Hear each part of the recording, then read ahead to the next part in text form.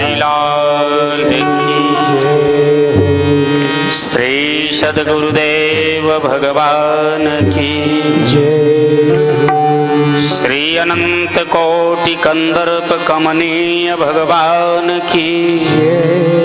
श्री बाल कृष्ण लाल की। श्री अक्षय वट भगवान की। अनंत कोटि कंदर्प कमनीय तड़ित विनंदित पीतांबरधारी भगवान श्री बाल कृष्ण लाल की वांगमयी प्रतिमूर्ति श्रीमद् भागवत महापुराण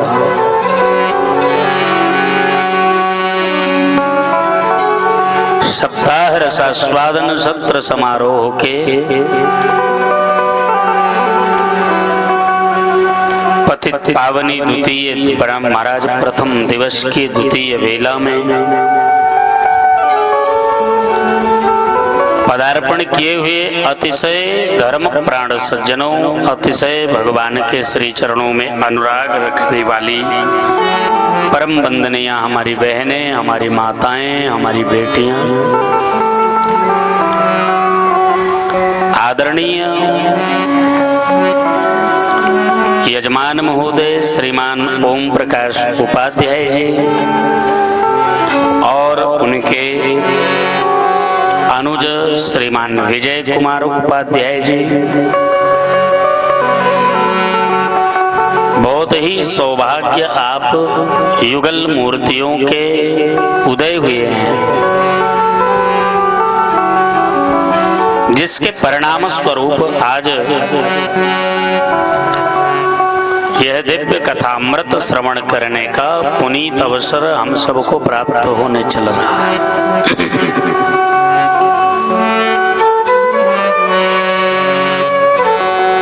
अनुजादी राजकुमार जी, अशोक कुमार जी और अजय कुमार उपाध्याय जी, बहुत ही श्रेष्ठ आपका जो परिवार है ना, वो साक्षात धर्मराज युधिष्ठिर का परिवार है। आज के लगभग 13 माह पहले, चूंकि बीच में मलमास पड़ा हुआ था, इसलिए इसी कथा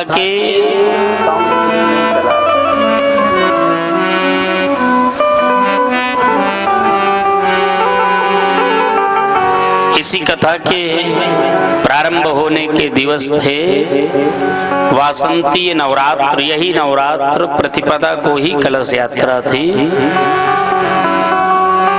और उसमें बिल्कुल जब पत्र छप गया था और पत्र बंट गया था, तब कथा का अवरोध उत्पन्न हुआ था और आपके भाई साहब आपके साथ गए थे और आप तो दुखी थे ही, आपके भाई बहुत रो रहे थे। मैं ऐसे भाई को, ऐसे अनुजों को बहुत साधुवाद करता हूँ जो अपने भाई के मुखाम्बुज पर उनकी प्रसन्नता और अप्रसन्नता उपस्थित रहते। आप बहुत भाग्यशाली हो जो आपके इतने सहज स्नेही अनुज हैं। नहीं तो आजकल भाइयों में कहाँ प्रेम है। किसी न किसी बात को लेकर के अहर्निश भाई के विनाश का चिंतन है। आप जब जब मिले होंगे, वैसे तो आप सारी कथा सुने ही हैं, कोई कथा आपके लिए अपरिचित नहीं है, कोई भी ऐसी कथा नहीं है जो आपके लिए अपरिचित हो। और जब से हम आपको पाए हुए हैं चंचल जी,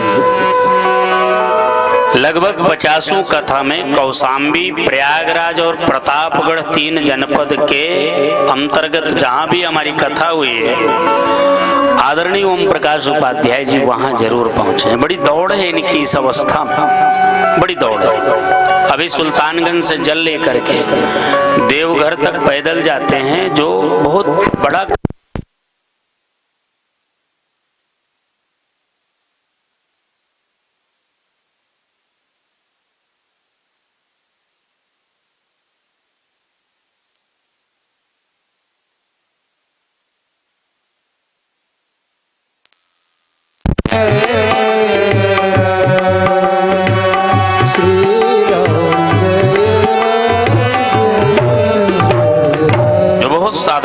नहीं। और आज निश्चित ही शिवपद कमल जिनहि रति नाही, राम ही ते सपने न सुहाय। राजकुमार जी, राम जी उनको स्वप्न में भी प्रिय नहीं होते, या वो राम जी को प्रिय नहीं होते जो शिव जी के श्री चरणों में प्रीति नहीं रखते, प्रेम नहीं रखते।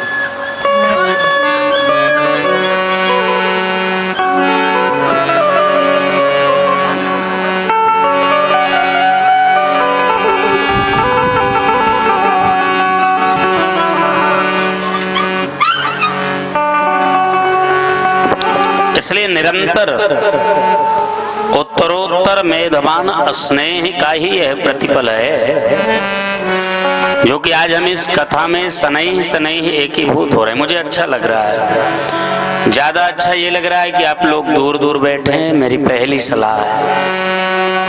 और टेंट हाउस वाले को भी बहुत बहुत साधुवाद, जो दूर दूर गद्दे और दूर दूर हमारा चेयर लगाए हैं।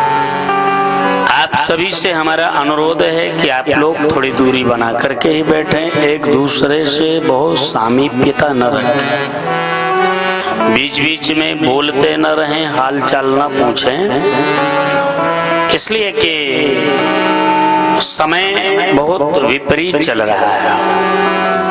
विपरीत परिस्थितियों में मानवीय धर्म का पालन करते हुए कथा का श्रवण करें। बिल्कुल किसी से कान में मुंह डाल के बिल्कुल कुछ ना पूछे और ना कुछ सुने, बिल्कुल दूरी बना करके रखें। भगवान की कथा का रसास्वादन करें, पर अपनी सुरक्षा का ध्यान में। बहुत अच्छे बैठे हुए हो, ऐसे में कुछ दिक्कत नहीं है, ऐसे ही बैठो आप। बहुत अच्छी दूरी आपने बनाई है। बस निवेदन ये करना चाहूंगा कि उस समय कथा बंद हो गई थी और आज भी कथा जब पुनः रखी गई तो स्थिति कुछ उसी प्रकार की है। बस आज कथा हो रही है, उस समय कथा नहीं हो पाई, अंतर सिर्फ इतना। भगवान से कृपा मनाऊंगा कि ऐसे ही आपकी कथा पूर्ण हो जाए, कोई दिक्कत ना आए। क्योंकि निवेदन किया था, निवेदन कर रखा था हमारे ओम प्रकाश जी ने कि चाहे हमको आप अकेले ही बैठ करके सुनाओ, पर इस बार कथा सुनाओ जरूर। क्योंकि श्वासों का क्या भरोसा, खो जाए कब कहां, शरीर कब कहां त्याज्य हो जाए, कब कहां छूट जाए, इसका कोई भरोसा नहीं है।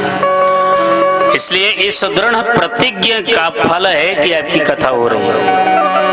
यादृशी व हरिदास पुरुषस्य मनोमलम, प्राणी मात्र के मन में जिस प्रकार की भावना होती है तदनुसार ही उसे फल प्राप्त होता है। सुख कुमार जी, उसको फल तदनुसार ही प्राप्त होता है जैसे उसकी भावना होती है। आपकी भावना अति पवित्र थी, इसलिए आज ये कथा प्रारंभ हो रही है। समय बहुत विपरीत स्थिति में, इस समय राजा, प्रजा, मंत्री, विधायक, सामान्य नागरिक, बड़ा छोटा जो भी अपने को कुछ समझते हो वो सब फेल हो चुका है। भगवान ही बचावेंगे तो बचोगे। और ये बीमारी हवा की बीमारी है, ध्यान रखिएगा।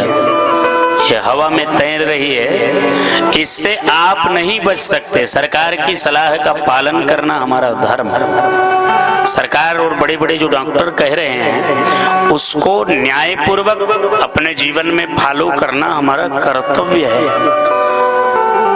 दूर बैठे ही बिल्कुल दूरी थोड़ी बनी रहे तो बहुत ज्यादा नाक पर चढ़ाने की जरूरत नहीं पड़ेगी, पर अगर चोंच में चोंच मिला के बात करना है तो नाक पर चढ़ाए रखना पड़ेगा, बस इतना ही जान लो।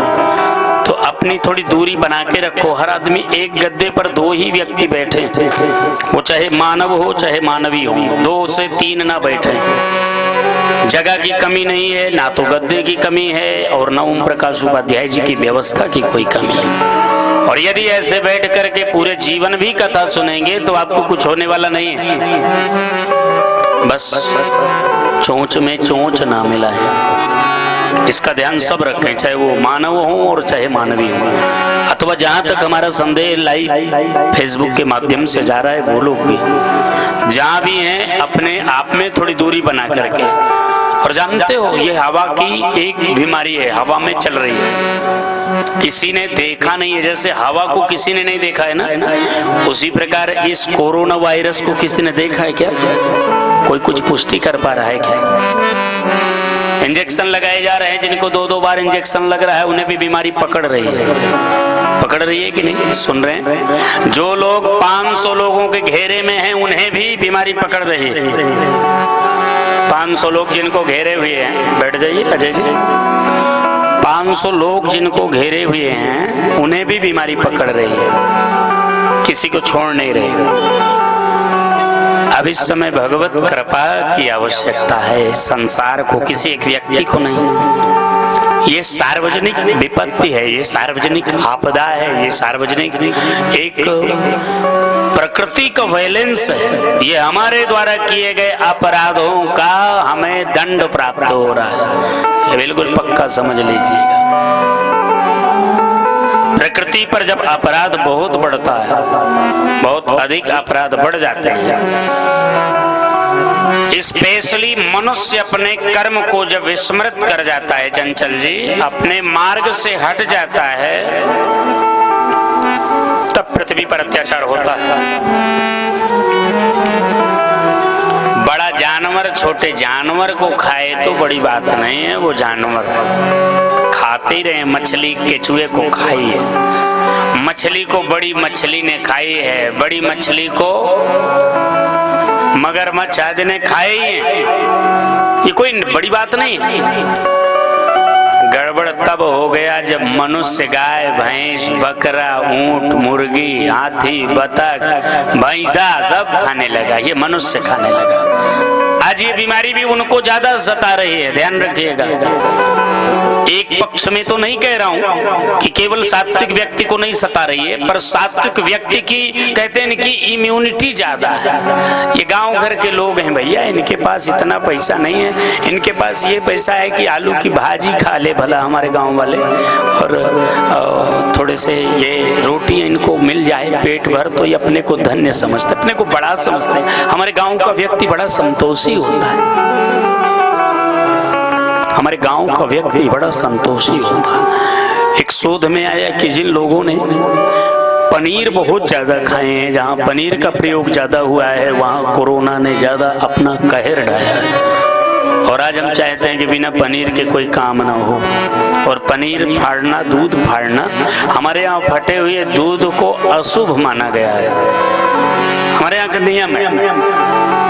और ऐसी स्थिति में हम उस फटे हुए दूध को ही अपना मुख्य भोजन आहार समझ बैठे। तो सात्विक जो व्यक्ति होगा उसमें प्रकृति के तत्व विलीन होंगे, मनुष्य के तत्व विलीन होंगे।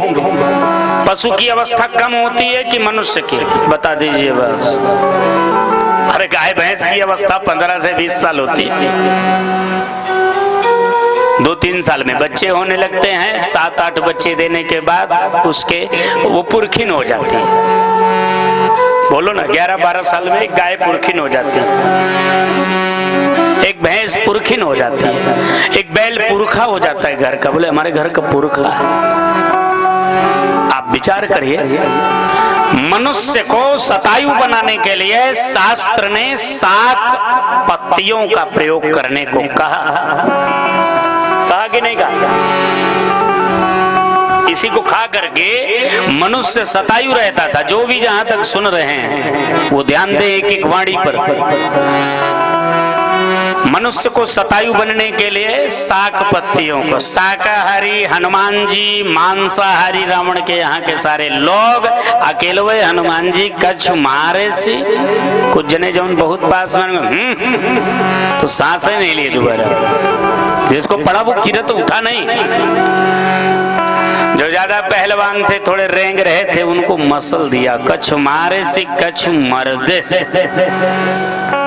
और कच ज्यादा और ज्यादा एक्शन में थे, उनको रगड़ दिया, उसी मिट्टी में मिला दिया। कछ मिले धर दूर। और जे छूटे पछराए बच पाए तो कह रहे हैं कि कछ पुन जाई पुकारे कपि मरकट बल भूरी। मलक मरकट के बल की भूरी भूरी प्रशंसा करते हो, कहते सरकार दुहाई बानर बहुत तगड़ा है। बोलो शाकाहारी की मांसाहारी, बोलो शाकाहारी है सरकार। बोले शाकाहारी लोग तगड़े होते ही हैं, मांसाहारी हमेशा कमजोर हुए हैं। वो देखने में फूले हो सकते हैं पर वो दीर्घ जीवी नहीं होते हैं। और ध्यान रखना, जिनका खान पान दुरुस्त है, जिनका आचरण दुरुस्त है, जिनका व्यवहार दुरुस्त है, जिनकी भावना दुरुस्त है, जो आचरित हैं, जो आज भी सरकार का जो गाइडलाइन है, थोड़ी दूरी रखो, हाथ धुलो, हाथ पैर धो। हमारे यहाँ पंच मार्जन के बाद भोजन की व्यवस्था है। कितने? पंच मार्जन के बाद हस्तौ पादौ मुखम, हाथ पैर और मुख, इसको धोए बगैर भोजन की व्यवस्था नहीं है। हम बिना पैर धोए यज्ञशाला में घुसे जा रहे हैं। विचार करिए हम कैसे पवित्र होंगे, ये तो बताओ।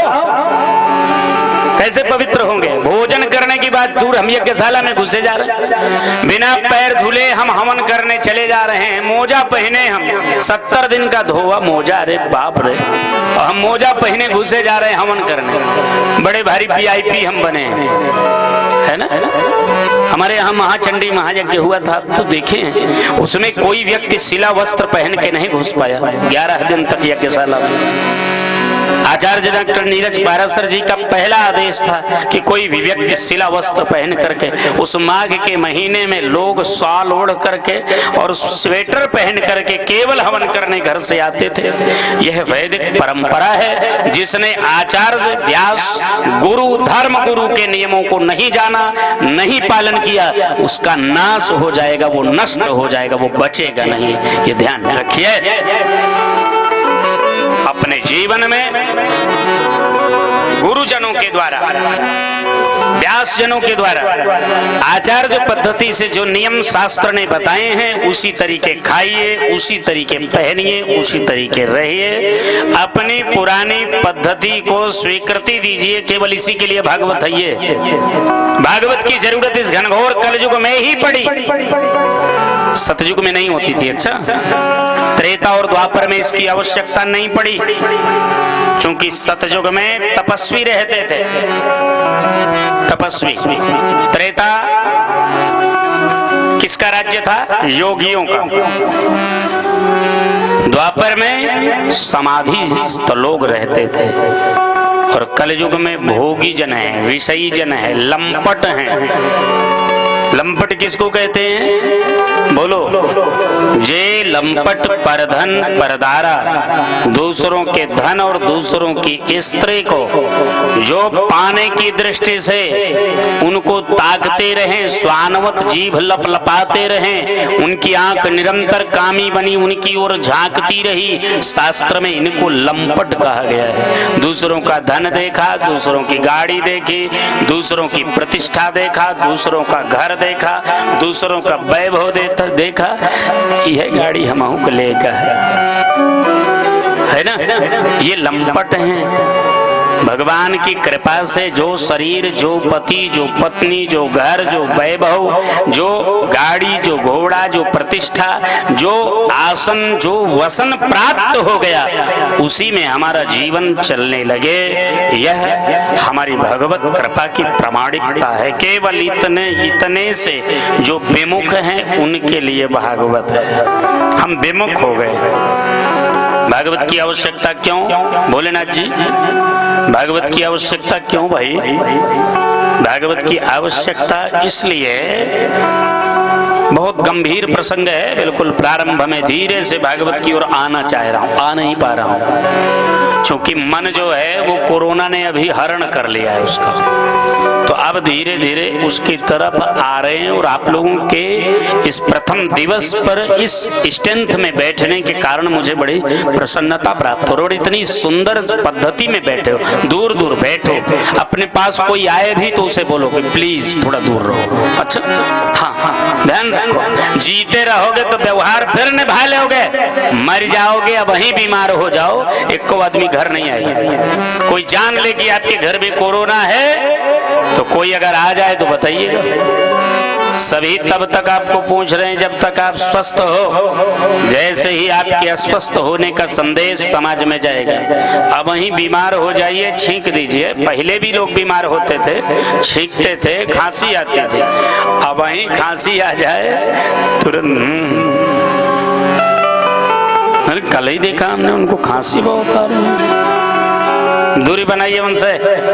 तो अभी आप दूर हो जाइए, थोड़ी दूरी बनाए रखे। भागवत की आवश्यकता क्यों पड़ी? निवृत्त तरसई रूपगी यमाना भवौषध श्रोत्र मनोविरामा। निवृत्त तरसई, अपने जीवन में प्रवृत्ति से ग्रसित, प्रवृत्ति में फंसा हुआ। अरे भाई, सहायता की आवश्यकता उसको है जो काई में, मकड़जाल में, दलदल में, कीचड़ में फंस गया है, करदम में फंस गया है, करदम कीचड़ फंस गया है, तो वो आवाज करेगा प्लीज मुझे निकालो। निवृत्ति करदम से बाहर की स्थिति है और प्रवृत्ति करदम में फंसे होने की स्थिति, स्टेज है। ध्यान से सुनिएगा। निवृत्त तरसई रूपगी यमाना, सब ध्यान रखो, नहीं गड़बड़ा जाएगा, फिर मेरा माहौल बन नहीं पाएगा। निवृत्त तरसई ही रूपगी यमाना, निवृत्ति करदम से बाहर की स्थिति। बहुत गंभीर बात चल रही है और इस समय इसी गंभीरता की आवश्यकता है, क्योंकि इस समय व्यक्ति संसार का यथार्थ देख रहा है। एक रामचरितमानस में जब शंकर जी को जगाने काम गया, विवाह करने के लिए शंकर जी को काम जगाना चाहता, तो जब उसने काम ने वसंत ऋतु का माहौल बनाया तो जानते हो स्थिति कैसी हो गई, सब कामी हो गए, न कोई अवस्था न कोई स्थिति। वयोवृद्ध भी कामनाओं से बेटियों की ओर देखने लगा। अति सुकुमार बेटियां भी बड़े बड़े महात्मा जनों को भी कामना की दृष्टि से निहारने लगी। पशु पक्षी योगी समाधिस्थ ब्राह्मण ऋषि संत और गृहस्थियों की तो कहे ही कौन, हम पामरन की को गने, हम जो पामर हैं गृहस्थी हैं, हमारे जीवन में जो भाव है हमारी कौन गिनती करे। हमारी तो बड़ी स्थिति खराब हो गई, सब काम जानते।